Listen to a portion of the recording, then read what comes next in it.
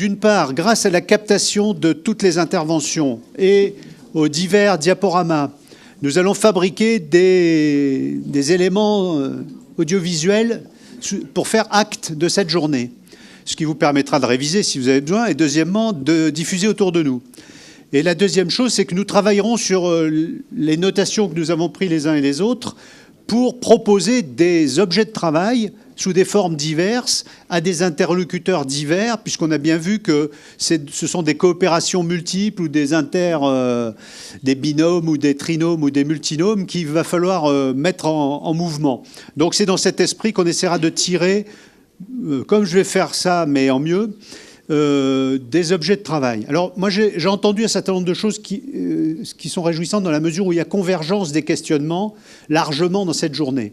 Et que même si des expérimentations ou des pratiques aujourd'hui ne traitent qu'une partie de la question sans aller au bout de la difficulté ou de la complexité, il ne me semble pas qu'il y ait de contradiction énorme dans le fait que la loi a changé un cadre, mais le boulot reste à faire très largement par les acteurs eux-mêmes. Et quand on dit acteur, il va falloir donner des précisions là-dessus. On est parti, on a traité de la question de la personne, des personnes accueillies, accompagnées, des usagers, les habitants, etc. Donc autour de ça, il y a à choisir le centre de gravité de la réflexion, ou plutôt le premier acteur. Et cette question-là touche au projet, on en a reparlé à l'instant. Il touche à la société telle qu'elle est, et celle d'il y a 5 ans et celle de dans 5 ans ne seront pas les mêmes. Donc on sait bien qu'il y a des problématiques nouvelles, émergentes, qui posent question au travail social, au développement social, à l'éducation populaire, etc., à l'animation. Et puis cette question qui est apparue fortement aujourd'hui du parcours. C'est une notion quand même qui est assez nouvelle dans son concept, dans sa dynamique, et peut-être mal définie, très largement mal définie. Mais on a tous dans cette idée quelque chose de l'action aussi, de l'acteur, de l'action, de la construction. Donc il y a des choses intéressantes qui nous parlent. Parmi les personnes, il y a les salariés. Je ne fais pas de différence d'une certaine manière, on pourrait appliquer les mêmes logiques d'une certaine manière. Et les salariés, on a dit beaucoup de choses. Alors je ne vais pas dire pour en faire les acteurs premiers, mais en tout cas, enfin, j'ai dit les premiers acteurs, ce sont les personnes. L'acteur premier de son projet, c'est le salarié lui-même. Et ça, aujourd'hui, on a vu qu'on en est loin, d'une certaine manière, sauf pour ceux qui sont là en particulier, c'est-à-dire les entraînés, les dépotés, les 10% qui sont déjà capables de se débrouiller tout seuls dans ce monde. Là, comme avant, on va dire, le problème ne se posera pas demain pour les salariés pour saisir les opportunités. Sauf que ce n'est pas les 10% capables qui nous intéressent. C'était une des questions qu'on n'a pas traitées. À qui va la formation? En général, elle va la formation à ceux qui sont les plus habiles et les plus débrouillés déjà. C'est-à-dire pas les prioritaires, au sens y compris de cette nouvelle loi. Donc il faut se poser la question, on a dit besoin d'information, besoin d'enculturation sur ce que veulent dire tous ces termes dont on a parlé, tous ces dispositifs dont on a parlé, l'appui, la guidance, le fléchage dans la jungle, pour se repérer dans la jungle, on a cité ça. Il est vrai que donc aujourd'hui on est loin et il y a un vrai défi à donner aux salariés. C'est une responsabilité des employeurs, c'est une responsabilité des organisations syndicales probablement également, c'est une responsabilité pour les OPCA, c'est une responsabilité pour le collège aussi, c'est-à-dire pour tout le monde. Et on a bien vu dans la dernière intervention également de Madame que finalement ce serait un savoir de base que de savoir travailler sur son propre projet. C'est un exercice qu'on devrait avoir appris en quittant l'école obligatoire, de mon point de vue. Mais peut-être qu'il n'est pas souhaitable que ce soit l'école qui vous apprenne à faire ça, mais plutôt la vie. Donc nous devons trouver dans notre espace de travail ou dans notre espace de société les moyens de développer cette capacité à être porteur de son propre projet. C'est fondamentalement le projet de l'éducation populaire également. Et donc, ce travail-là, de mon point de vue, il y a un axe de recherche et d'expérimentation, de recherche-action très fort, à la fois du côté de l'habitant ou du citoyen demandeur, mais aussi du salarié acteur. Il y a 2 sujets là qui sont majeurs et qui sont reconstructeurs de l'ensemble du schéma d'intervention sociale. Le 3e point, on a parlé, mais là, pour le coup, je vais lever le pied sur eux, de l'encadrement et sur le N+1 et les cadres intermédiaires, parce que Je sais quel est le problème des cadres intermédiaires. Je ne veux pas trop en parler à ceux qui sont en formation à l'heure actuelle, mais ils vont en baver, si je puis dire. Parce que dans le travail social, c'est aujourd'hui sur le cadre intermédiaire que la plus grande contradiction porte. Et qu'il est dans une tension extrême entre le sauvetage des éducateurs perdus et les contraintes de l'appareil et de l'organisation. Il y a vraiment un point de jonction, et les douleurs, si vous avez des douleurs lombaires, vous n'êtes pas prêt de les guérir, parce que ça pèse très lourd.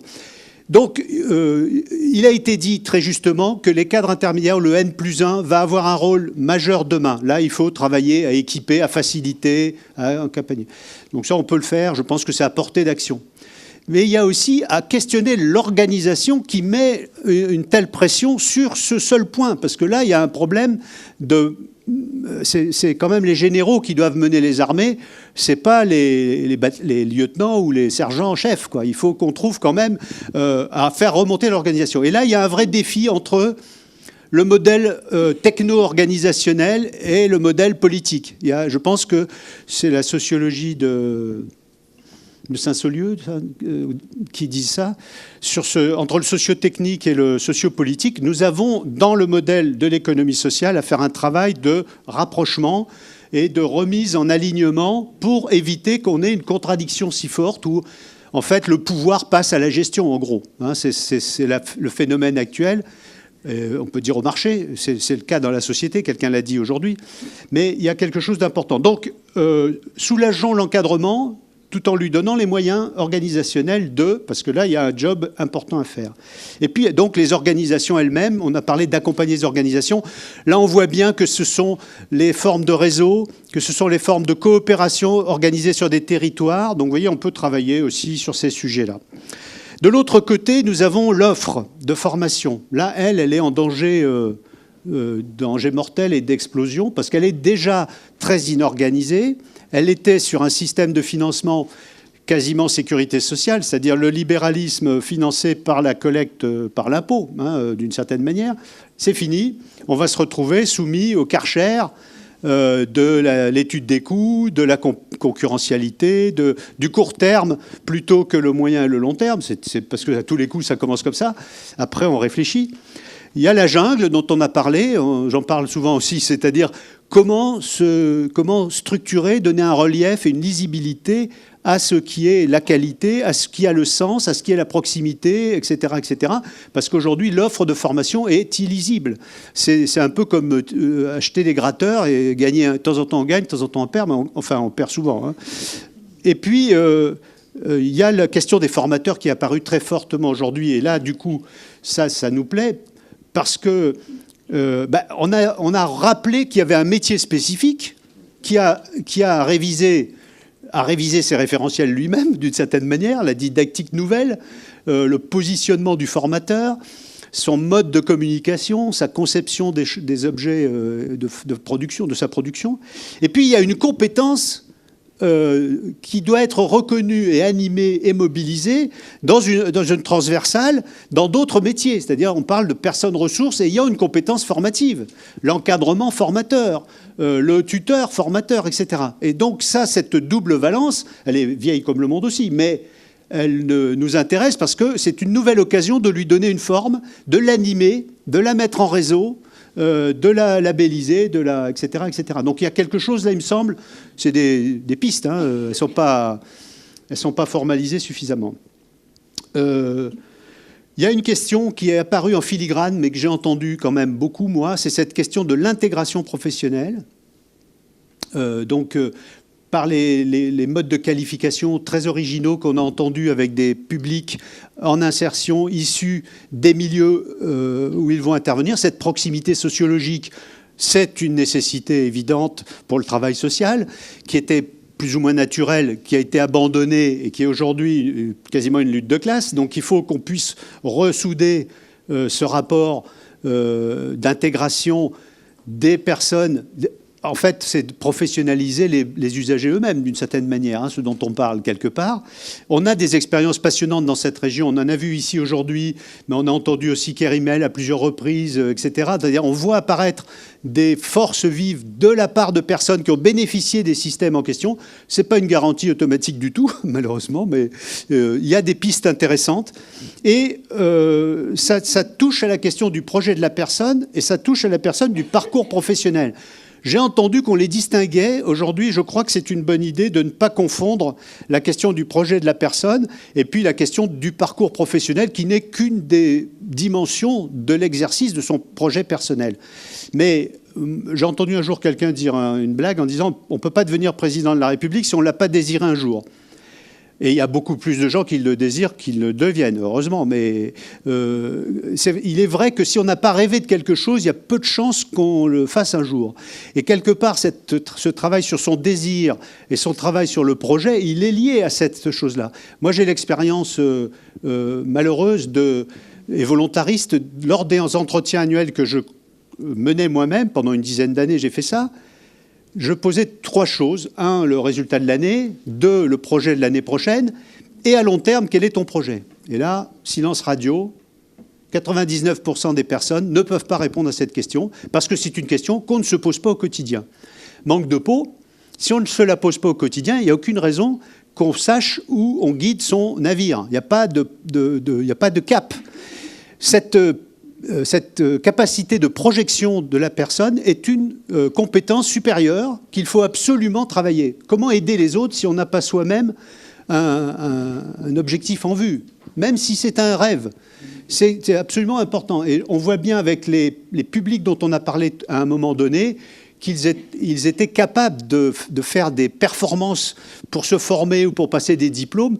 Pourquoi? Parce qu'il y a une motivation et un désir profond qui pète toutes les barrières. Alors, ce n'est pas l'Amérique, le rêve américain dont je vous parle. C'est comment on ménage l'espace de l'organisation collective pour ça. Donc, l'intégration professionnelle, c'est le premier moment de travail, me semble-t-il, qui permet à une personne d'intégrer un collectif et un projet associatif qui n'est pas le sien, dont il ne sera pas propriétaire, mais dont il sera au service d'eux, qu'il partagera. Et puis, l'idée que c'est un élément de son propre parcours dans lequel il va avoir à conduire son propre parcours. Et cette double dimension-là, elle s'anime dans le management et elle doit s'animer, elle doit se mener par la personne. Je pense qu'il y a, avec ce que vous avez dit sur les MIF, là, je pense qu'il y a, avec les employeurs, je suis délégué régional d'un syndicat d'employeurs, donc je peux vous dire, ce serait intéressant de proposer, et tu l'as dit aussi toi, de proposer aux employeurs des outils, des méthodes pour accueillir dans l'entreprise avec ce format de, finalement, je t'accueille, mais tu dois savoir ce que tu viens faire ici, d'une certaine manière. Au lieu de dire, tu prends un job, c'est pas tout à fait le même niveau. Vous l'avez dit autrement, mais c'était très fort. Dernier point, 2 points. Il y avait le terme de co-construction. J'ai entendu ou j'ai observé l'intérêt des co-constructions. Par exemple, la co-construction entre les employeurs et chacun. Aujourd'hui, on en a entendu plusieurs qui donnent envie d'aller les bosser avec eux. Mais des employeurs aussi en réseau, c'est-à-dire organisés collectivement. Parce qu'on a vu l'intérêt aussi que les employeurs portent ensemble un certain nombre de questions. Et puis les organismes de formation, eux-mêmes en réseau par ailleurs, ou les réseaux de formateurs, ça peut être aussi quelque chose. Là, il y a une co-construction qui, par région ou par territoire, serait très intéressante parce que les dispositifs publics ne sont pas suffisamment structurants, me semble-t-il, pour assurer cette réactivité mutuelle permanente. Parce que là, il faut une proximité, il faut se connaître par cœur, il faut agir ensemble. Il y a quelque chose autour de cette co-construction qui est à imaginer ou à modéliser. Et puis le dernier point... on a quand même tous quelques doutes sur ce changement dans sa conduite. Non pas sur le fond forcément, bien qu'il soit assez éloigné de nos paradigmes du travail social, mais ce changement, il est mal adapté, il est rapide, il est lié à des problèmes d'adaptation du monde industriel qui changent souvent, etc., de technologie. Mais nous avons une contrainte, et ça nous donne un défi à résoudre, je terminerai là-dessus, c'est résoudre la contradiction qu'il y a très manifestement dans le débat entre des systèmes de formation et de certification qui sont très cloisonnés, qui restent des tuyaux d'orgue parce qu'on relève de dispositifs et de financements qui n'ont pas de bon sens, si je puis dire, mais qui ont surtout des tubulures. Et puis, l'idée, quelqu'un a dit universelle, et je retiens le mot, du cheminement ouvert et permanent de chacun dans son projet.